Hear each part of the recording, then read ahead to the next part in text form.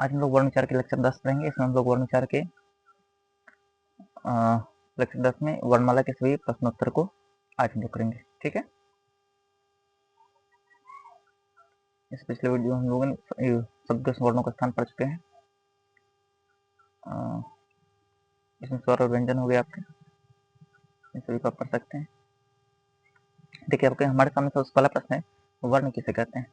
ठीक है, तो वर्ण जो है आप ये वर्ण किसे कहते हैं, तो ध्वनि को वर्ण कहते हैं। यानी कि वर्ण के मौखिक रूप को ध्वनि कहते हैं। भाषा की लघुत्तम इकाई वर्ण कहलाते हैं।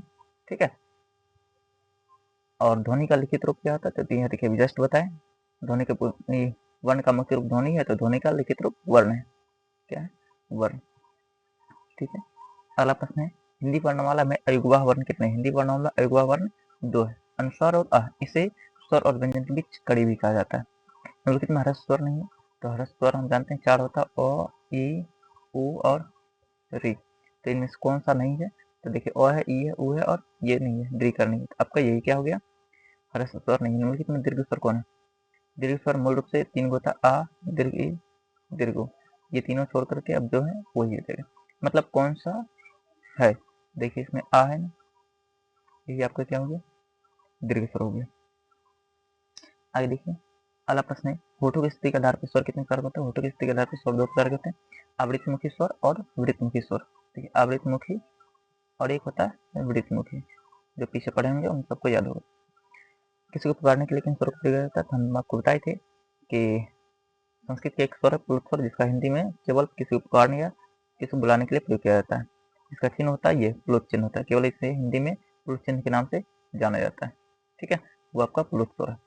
वर्णमाला में संयुक्त स्वर कौन कौन सा आप जानते हैं। संयुक्त स्वर 4 होते हैं, संयुक्त स्वर 4 हैं, ए, ऐ, औ और औ। ठीक है, ओ सॉरी, और लिखा चलिए, हाँ, तो ये आपके हैं संयुक्त स्वर। तो संयुक्त स्वर इनमें कौन से हैं, तो देखिए आपका संयुक्त स्वर देखिए ए और ऐ दिख रहा है, तो यही आपका क्या है, संयुक्त स्वर है। ठीक है, अब आगे आपका अगला प्रश्न है आपका 10 नंबर में। 10 नंबर का प्रश्न है कि निम्नलिखित में से बताइए कि नवीन विकसित ध्वनियाँ कौन सी है। देखिए, नवीन विकसित ध्वनियाँ या आगत ध्वनियाँ आपको बताई थी कि इसे उसमें के नुक्ता लगा रहा है। उर्दू के कुछ शब्द थे नुक्ता लगे हुए, जो आपके क्या ख जो हो गए। तीनों सौ और ह कौन से व्यंजन कहलाते हैं, आपको बताई थी तीनों सौ और घ जो है, इन तीनों को संघर्षी कहते हैं। क्या कहते हैं, संघर्षी व्यंजन कहते हैं, या इन्हीं को एक और नाम कहते हैं, इसी को उष्ण व्यंजन भी कहते हैं। इसी को कहते हैं उष्ण व्यंजन भी कहते हैं। ठीक है, इनमें से निम्नलिखित में कौन घोष वर्ण है। निम्नलिखित में कौन घोष वर्ण है, तो आपको बताए थे घोष वर्ण का परिभाषा, घोष वर्ण की पहचान करने के लिए कि इसको याद कर सकते हैं, तो घोष में था प्रत्येक वर्ग का पहला, दूसरा, ठीक है, और तीनों सौ। और ये तो सर, ये तो हम अघोष को बता रहे हैं। ठीक है, ये अघोष के हम बता रहे हैं। इसके अलावा जो बचा वो सभी क्या है, घोष के। तो देखिए, घोष के लिए याद करने के लिए बताए थे, घोष का था कि प्रत्येक वर्ग का तीसरा, चौथा, पांचवा, प्रत्येक वर्ग का तीसरा, चौथा, पांचवा वर्ग। ठीक है, साथ में आपको स्वर होगा, अंतस्थ होगा, और एक चीज क्या होना चाहिए।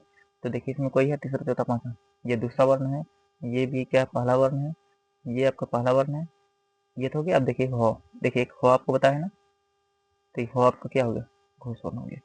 ठीक है, अब आगे देखिए, मूर्धन्य स्व का उच्चारण स्थान कहाँ से होगा। मूर्धन्य स्व का उच्चारण स्थान कहाँ से होगा, देखिए नाम से याद है, मूर्धन्य स्व यानी मूर्धन्य का उच्चारण स्थान होगा। कहाँ से, मूर्धन्य। अक्षर किसके अंतर्गत आते हैं, तो याद रखिएगा अक्षर जो है किस वर्ण के अंतर्गत आता है। तो अब इससे अगर अक्षर को अगर करते हैं, तो ध्यान से अगर देखें, तो अक्षर जो दो वर्णों से मिलकर के बना है, एक क और एक से मिलकर बना होता है, यानी कि ये दो वर्णों के मिल से, इसलिए इसे संयुक्त वर्ण कहते हैं। इसलिए इसे क्या कहते हैं, संयुक्त वर्ण। अब आगे देखिए, हिंदी शब्दकोश में अक्षरों का क्रम किस वर्ण के बाद आता है। देखिए इस अक्षरों को तोड़ेंगे तो दो भाग में, एक क और स, यानी कि इसका स्थान किसके बाद आएगा, क के बाद आता है। तो क्या हो जाएगा, क के बाद। हिंदी शब्दकोश में अक्षरों का क्रम किसके बाद आएगा, क के बाद आएगा। आगे देखते हैं, निम्न में से कौन अनुनासिक अक्षर नहीं है। अनुनासिक अक्षर मतलब होता है प्रत्येक वर्ग का 5वां अक्षर, प्रत्येक अक्षर का 5वां अक्षर। क वर्ग देखें तो अंगो, या, नो, नो और म, ये सभी क्या है, ये सभी अनुनासिक है, इन्हीं को पंचमाक्षर कहा जाता है। तो कह रहा है इनमें से कौन सा नहीं है। देखिए इन सभी में नो, मो, नो, अंगो है, ये तो है। नो, नो, या, मो, ये भी है। देखिए इसमें ग्यो आ गया, एक चीज में अलग से क्या आ गया, ग्यो, तो ये अलग हो गया। इस वजह से क्या होंगे, ये आपके अनुनासिक अक्षर